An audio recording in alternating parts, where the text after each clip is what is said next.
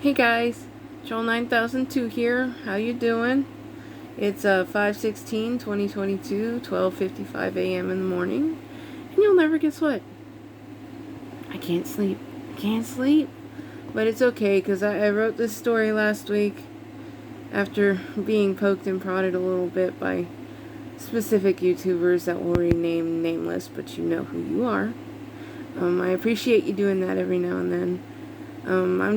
I'm still in that phase of I'm not sure if my stories are okay or if they're just or, if everybody's tired of them. Anyway, so the one I wrote last week is called Little Change. And, I'll just go ahead and get into reading it. It all started with a change at the family-owned store I used to work in.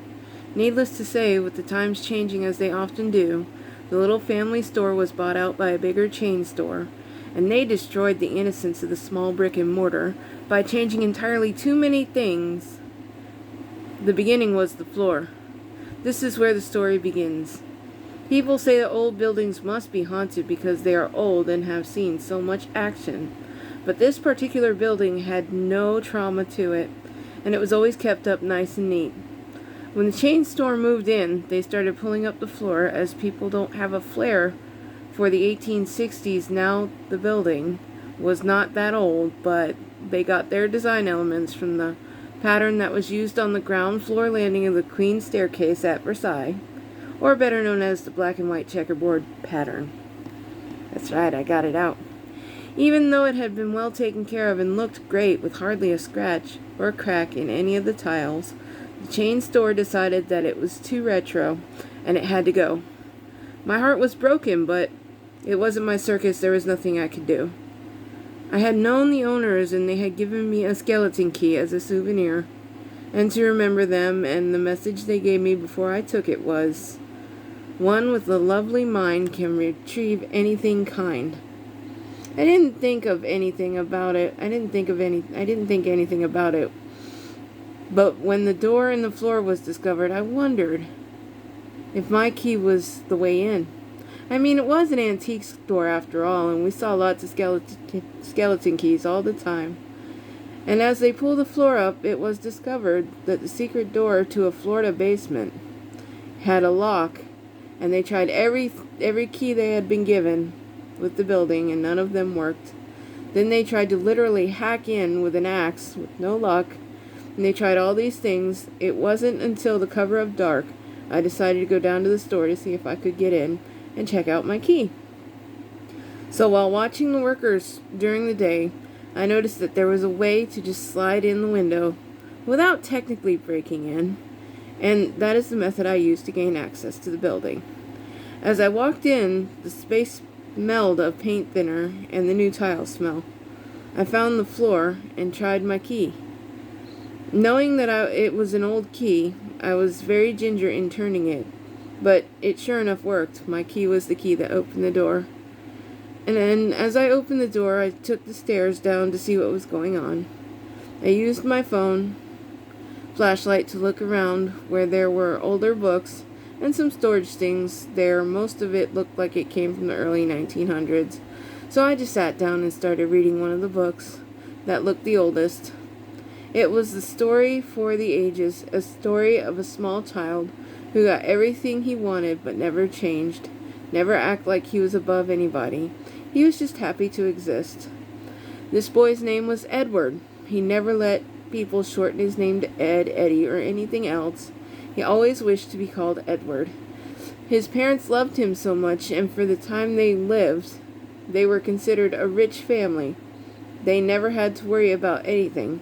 His father was a logging tycoon, which was a very popular industry here in this town this store is in. And his father made all the money he and his family would never need. He made all the money him and his family would ever need in a lifetime. Edward knew about what his father did and was proud of him, as his father was proud of his son. Edward grew up in a very fast-paced environment, so his mom was surprised when it seemed like she had just dropped him into kindergarten and now it was already time for college. Edward's father was not impressed by colleges At this time, he said they were a waste of time, and told Edward if he wished to go, it would be funded, but after that Edward would have to find his own way home, to whatever home he wished to make for himself. And after 4 years of college was over, it was up to Edward to take care of himself. Now, that isn't mean, and that's not pushing the kid out the door, cutting him off, but Edward's dad, Stephen, that is how he was brought up. Only he never went to college. His parents just booted him out soon as he graduated high school. And though he wanted to, he never got to go to college. Wow, this book is really boring, I said to myself, as it had no pictures, and the story of the boy going off to college was not a grabber for me. So I decided to skip ahead a few chapters and see if it got better. I'm sure you guys have already done that too. I got to the middle of the book. This is where I got interested. Apparently, a squabble between Stephen and Edward broke out 2 years into his education. His father suddenly disapproved of the choices Edward was making in college, particularly the classes he wanted to take, and switched to take Edward had started his first 2 years in business, entertainment manager, and now he just wanted to be a doctor. In these times, it was not required to hold any type of doctorate's degree or anything to be a doctor. You did have to know about the body and a few other things. They kept things super simple back then. If you knew anatomy and you were issued a prescription pad, you were a doctor. Wow, I said to myself. I am glad it's not that simple now. I continued to read about how Stephen and Edward had grown so far apart that Edward simply refused to come home and see his family at all.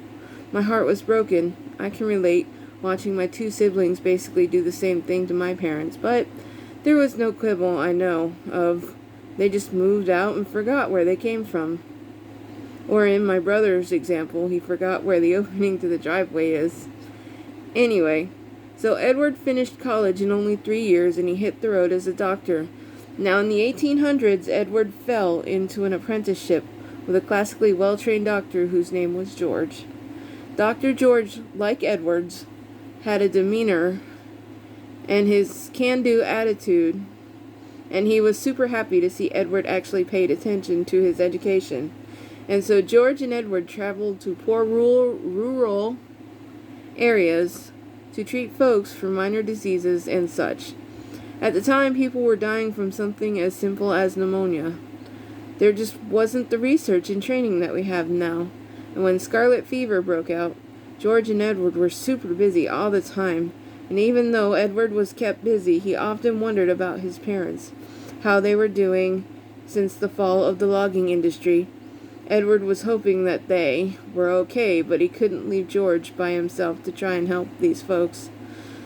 But still, Edward sought a new perspective from George, so they discussed it one day,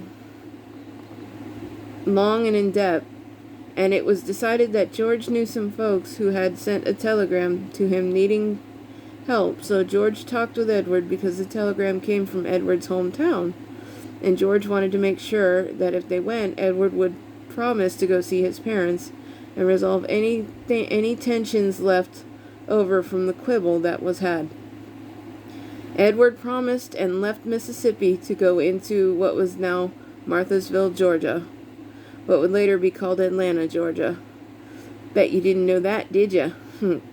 Now, coming across a hotel room, it was brought up for both of them to have space of their own. After all, word had been spread about the dynamic duo of doctors of that time. If you haven't guessed, we are in the 1800s. Around the 1820s when scarlet fever pandemic took over again, only this time in both Western Europe and America.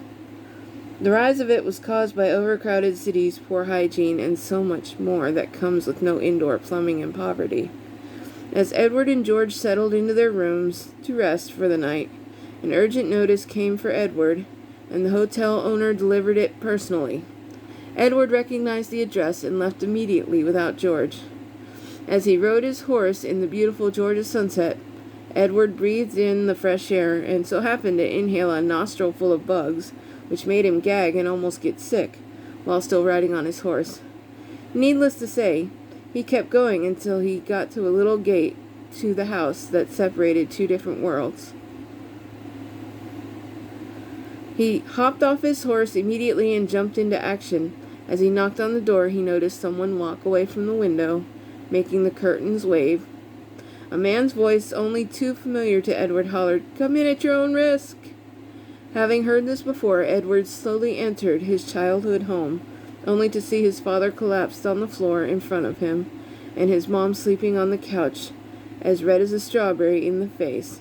Edward knew at once from all his experience with George that it was scarlet fever. As Edward picked up his father in a fireman's carry to haul him to his chair, Edward noticed that nothing in the house had changed, so he knew his way around perfectly. Once he got his father into the bed of their bedroom, he went and picked up his mother from the fainting couch and took her to the guest bedroom. That way they would not share symptoms or fevers, and Edward was fine with going back and forth between the rooms. As night fell, Edward made a fire in each room's fireplace, and he attended to his mom first. His dad told him to.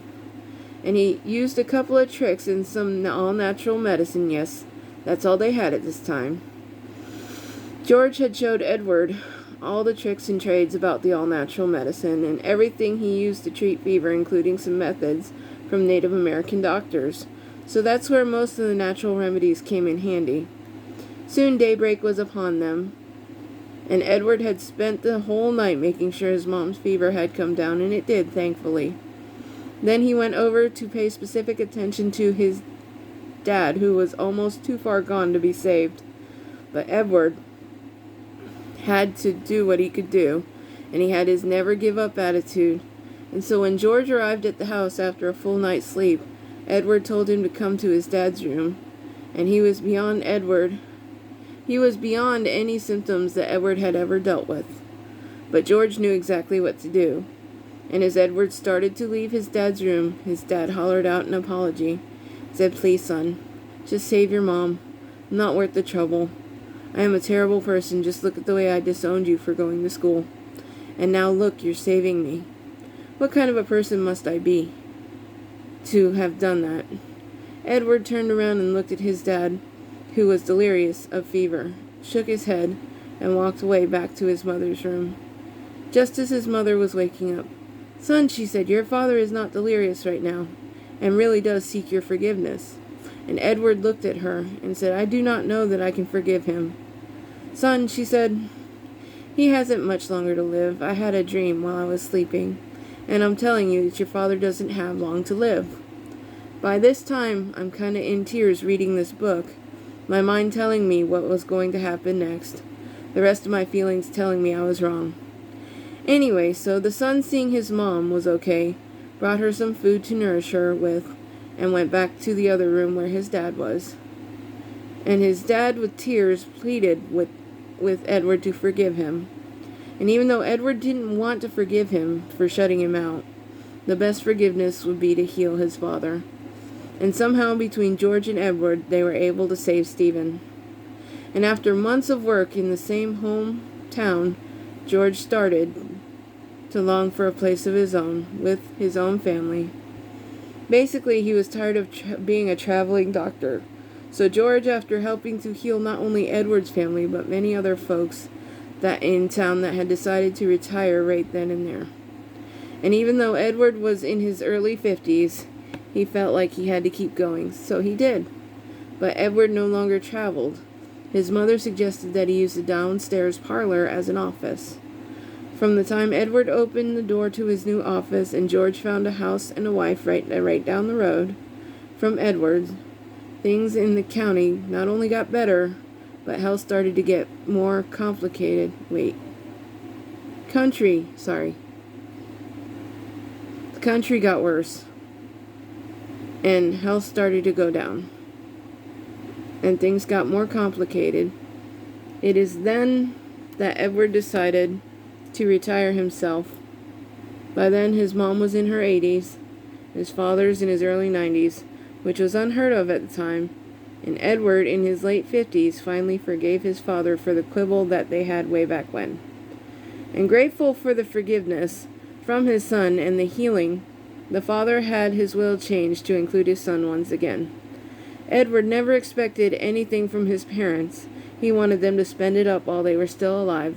And it was okay if all he got from his parents was the house. When they passed.